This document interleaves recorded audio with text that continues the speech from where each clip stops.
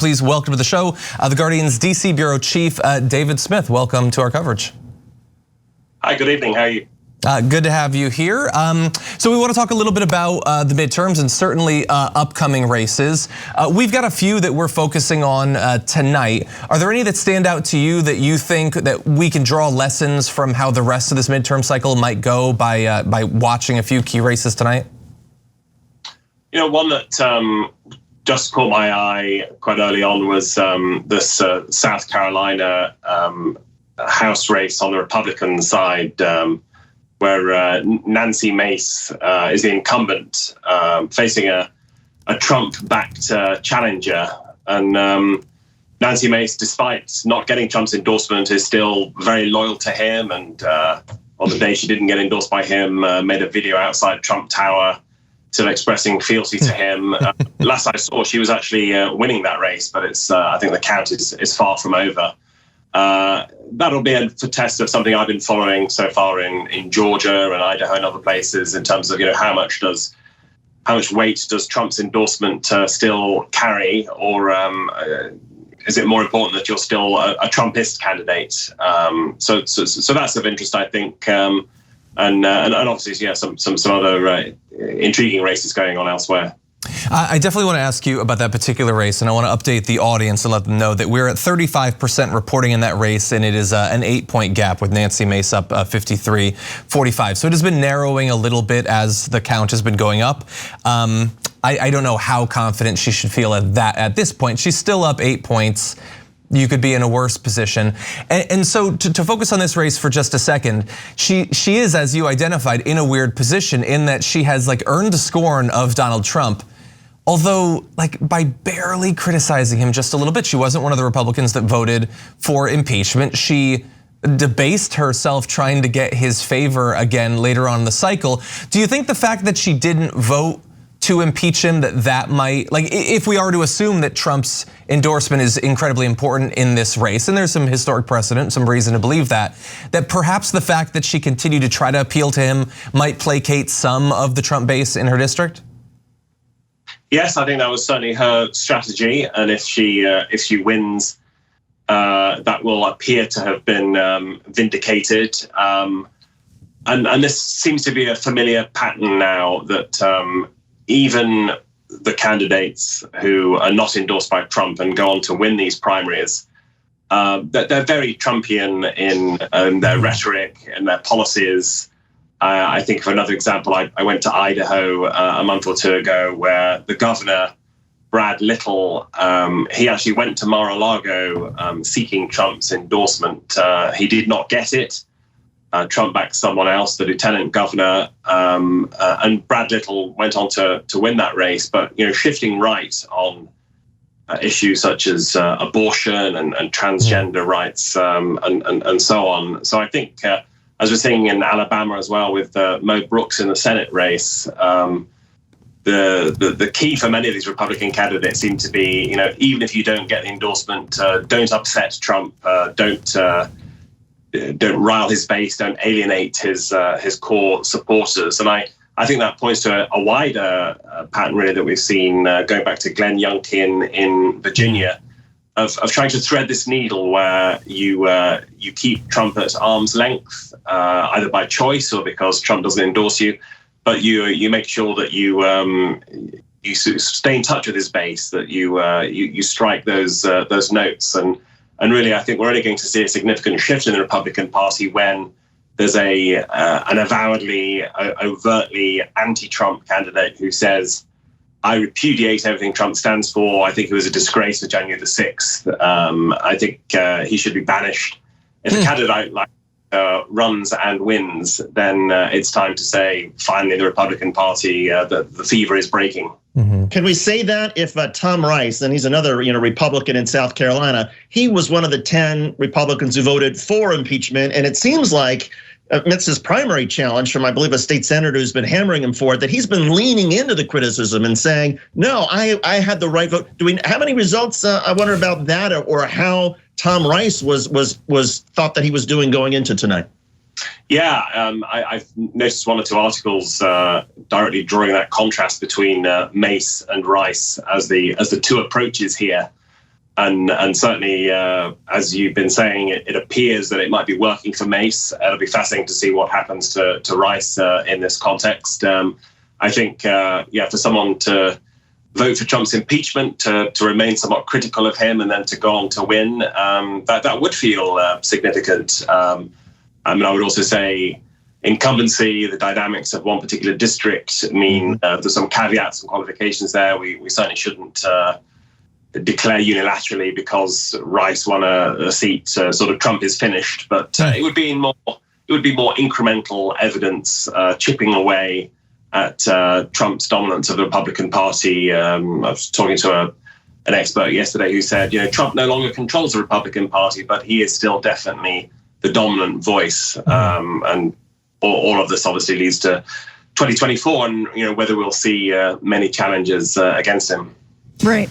I mean, I just think that I appreciate your analysis because I do feel like a lot of media outlets really have a predetermined narrative. Trump is the kingmaker. Everyone he chooses, will win. And then when it doesn't bear out, like in Georgia, that narrative doesn't really change. Now we're still waiting to see if he's the kingmaker. And I think what you're basically saying is it doesn't matter because they're all kind of voting. They are all voting in the same direction.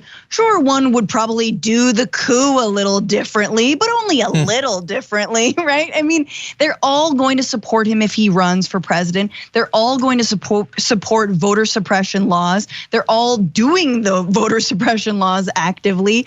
So they're all going to make Trumpism and the likelihood of another Trump even easier. So again, this bizarre, how relevant, how irrelevant.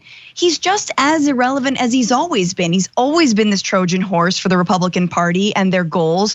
He's always been this useful idiot, but then he's also been somewhat of a leader in other ways. So yes, one former congressman I spoke to said, Trump is an idiot and he doesn't really know what he's doing with these primary endorsements. It's usual Trumpist stuff, scattergun, impulsive, doesn't really think strategy. And many of his voters know that.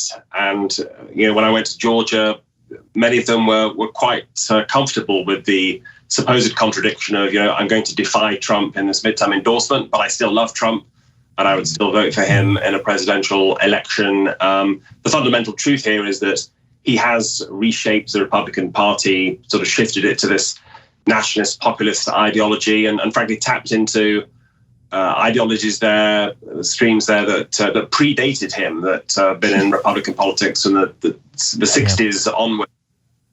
He rode that tiger for a while with his presidential candidacy and then in the White House, but it will exist after him as well. And has also been widely noted. Yes, he could be paving the way for someone like Ron DeSantis, the governor of Florida, who is very Trumpian, strikes all those nationalist populist notes, bashes transgender issues, education, crime, race, and so on, but maybe much more ruthless and much more efficient and organized than Trump. Could actually get stuff done, and therefore, if you're a liberal, may actually be far more dangerous than Trump.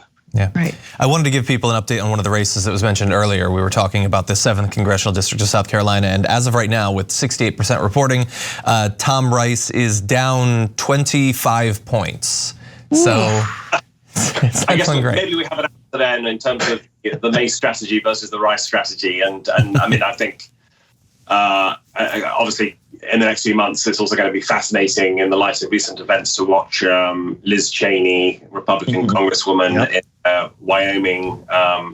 She's emerged as a prosecutorial star in some ways of these January the 6th hearings. I mean, that's a weird thing for liberals to watch in terms of, is she a heroine to the cause, even though she's an extremely conservative person on many issues, but certainly the latest opinion polls in Wyoming suggest that she too is going to be punished for defying Donald Trump. Yeah.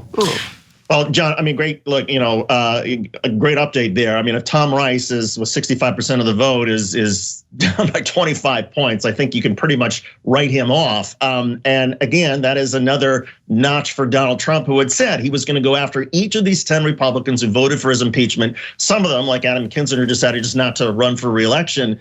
And then you had folks like Tom Rice who sort of wore it as a badge of honor that he voted to impeach Donald Trump and continued the criticism of Donald Trump.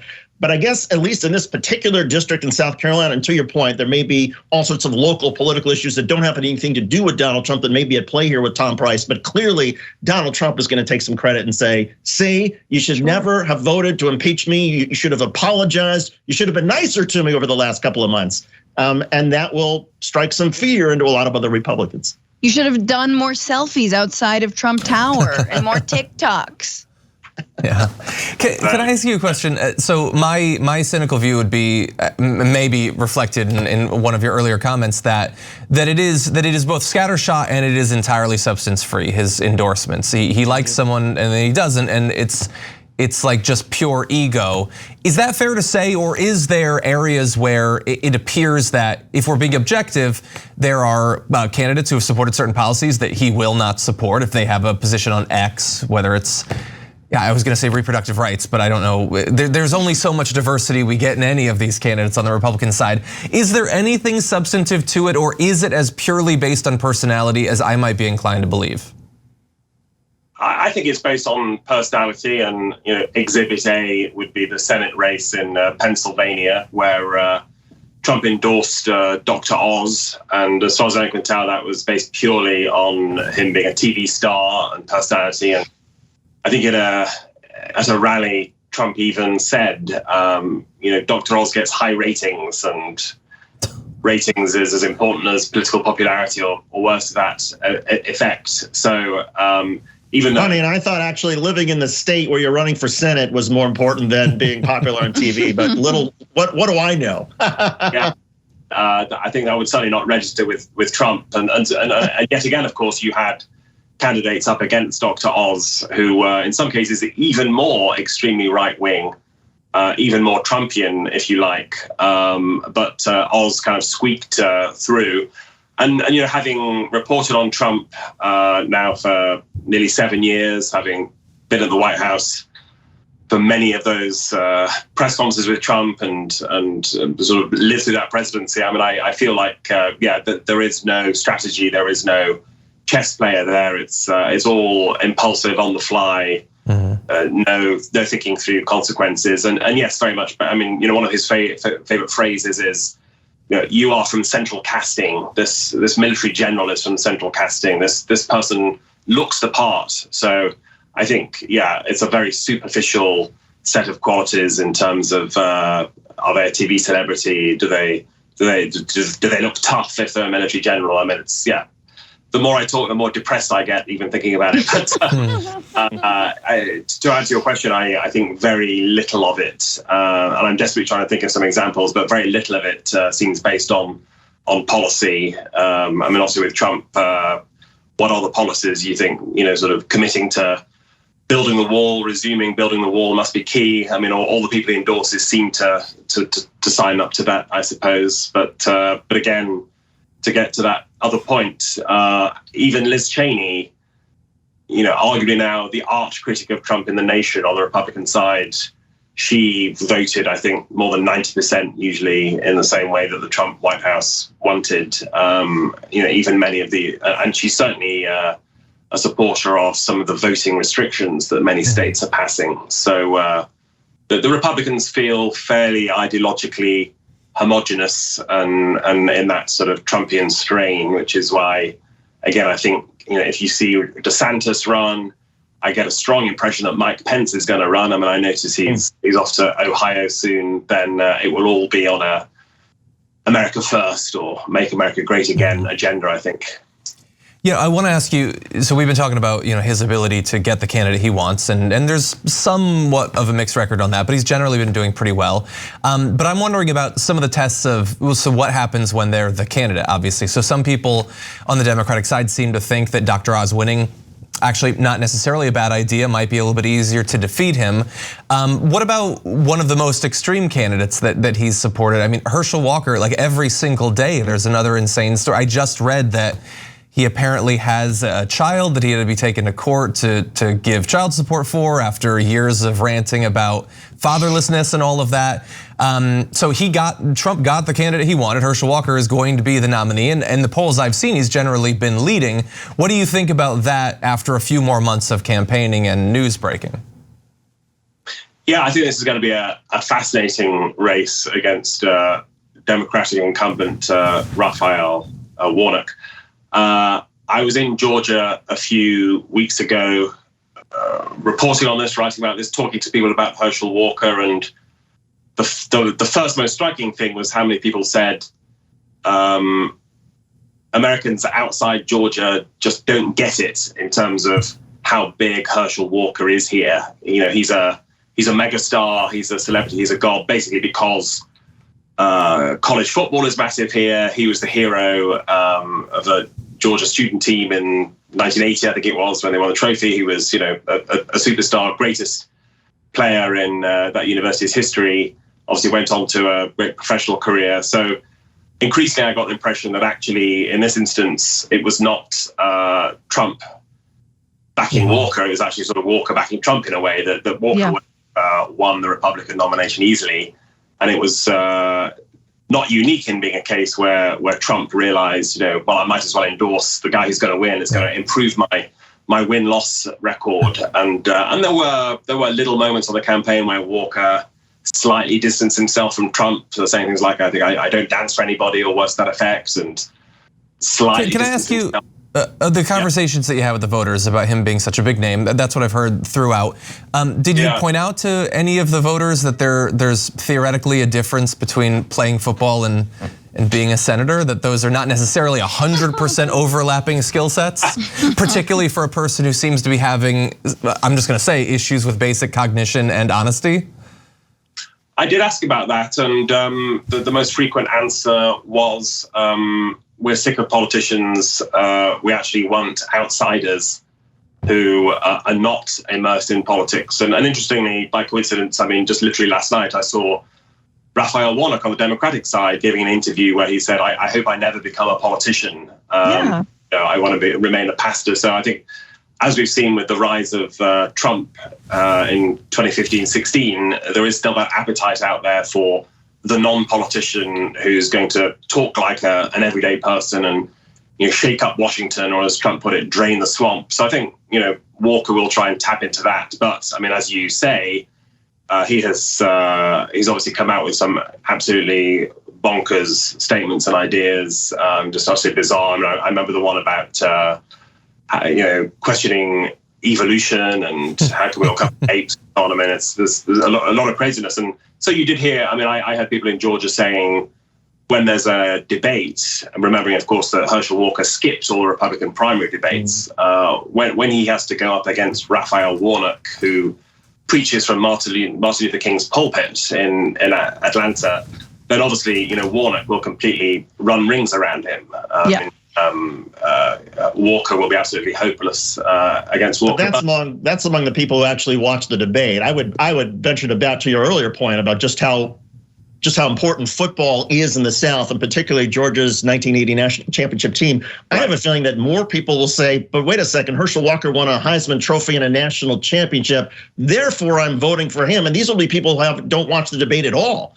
And so to me, it's sort of, I'd be curious your thoughts about, how much has Herschel Walker been able to draw new voters into the Republican primaries? And is that, I suppose, the play in the general election, that somehow there'll be a lot of people who generally don't participate in politics who say, oh yeah, kind of like Trump, well, here's this new guy and he doesn't fit to the same sort of mold and he's a hero to us, therefore we're going to go out and actually vote for him? Yeah, I think all of that holds, and there's certainly a question mark over how much impact debates have anyway, as we saw with Donald Trump versus Hillary Clinton, for example. There's also the point that Walker has managed to weld together now a sort of Republican coalition behind him. From what I read, Mitch McConnell, the Senate Minority Leader, certainly had doubts over Herschel Walker for all the reasons you're saying, his lack of expertise, his jumbled statements and so on. But now McConnell is apparently on board. Perhaps he he reckons that this celebrity will carry him over the line, and obviously the bottom line is, and so I got the impression in Georgia that actually all of this will be subject to the prevailing national winds, and yes,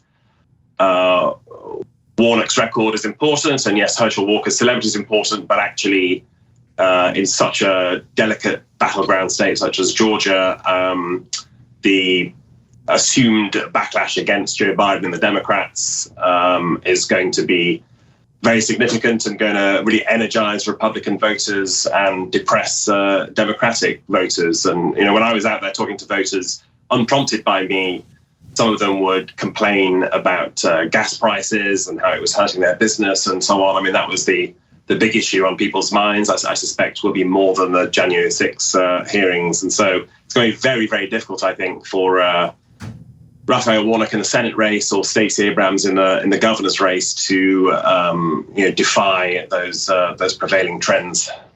I mean, I was going to say, John and Francesca, those trends certainly then help also explain the rash of stories of the last couple of days in particular about Joe Biden and Democrats freaking out and looking for an alternative. Yeah, and the fact that we started this entire coverage talking about how even like centrist Democrats are worried, and it's like, because Biden hasn't delivered anything in a very long time, and Democrats, whether they be progressive or whether they be have super PAC money, whatever of any stripe, are like, give us something, man, like give us something on a federal level now in the year 2022. And we're kind of waiting, right? Aren't we still like, is there going to be like an August student debt cancellation? Yeah, exactly. They keep delaying it. I wanted to ask really quickly, because I think the Liz Cheney thing is really fascinating. And if you're saying that the poll numbers in Wyoming are not looking good for her, I'm still curious, who is all this for when it comes to, is it like between Cheney and God? Like what, even Pelosi, but even like folks like myself, I've always said, I have been saying, like, I wish the Republican Party weren't so nuts. Like, and it'd be so silly for me to say, nah, they're all gonna be nuts and da-da-da. And I hate that narrative as well, because it seems so fatalistic and dangerous. They're all sort of, yes, Christian nationalist populists, faux populists, and that there's nothing more we can do. But what are you seeing sort of across the board in the Republican Party? Is there going to be a moderate new resurgence, or is that dead? And is there a suppression of Republican voters because voters aren't seeing anyone who, speaks to them? Yeah, I did read a column recently that, suggested maybe Liz Cheney is making a bet that the Republican Party will eventually regain its senses, and she'll be able to say, look, we didn't all lose our marbles, and she'd be in a good position as a leader then. But that seems a very long bet right now, because what we've seen the last 5 or 10 years is the Republican Party really veer outside the Democratic mainstream, and it does embrace all this extremist ideology, and there does not appear to be an end in sight. As I was saying, it feels the Trumpist party, even if Donald Trump retired tomorrow, his apparent successors seem to be pushing that. I don't see much sign of moderation. It's hard to find evidence for it. You're always sort of hoping for some sort of shift back to normal, but in the ecosystem of Fox News being a very dominant player, of the social media echo chambers, the breakdown of local and regional newspapers, seem to be a lot of ingredients. Mm-hmm. Yes. And by the way, talking on a primary night, I mean, just the primary election system, what we've seen over and over again with the Republicans especially, is that primary elections seem to reward the person who shouts the loudest, who's the most extreme. So just taking a look at Republican primary ads, where so many of them are walking around, flaunting guns, sort of firing weapons, just sort of boasting about how right wing they are. And one final example to all of that, I mentioned I traveled to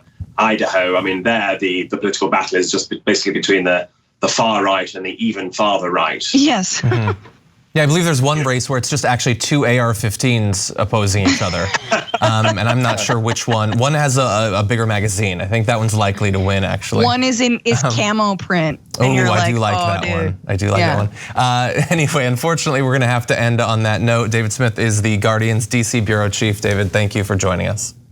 Thank you. Thanks for watching The Young Turks. Really appreciate it. Another way to show support is through YouTube memberships. You'll get to interact with us more. There's live chat emojis, badges.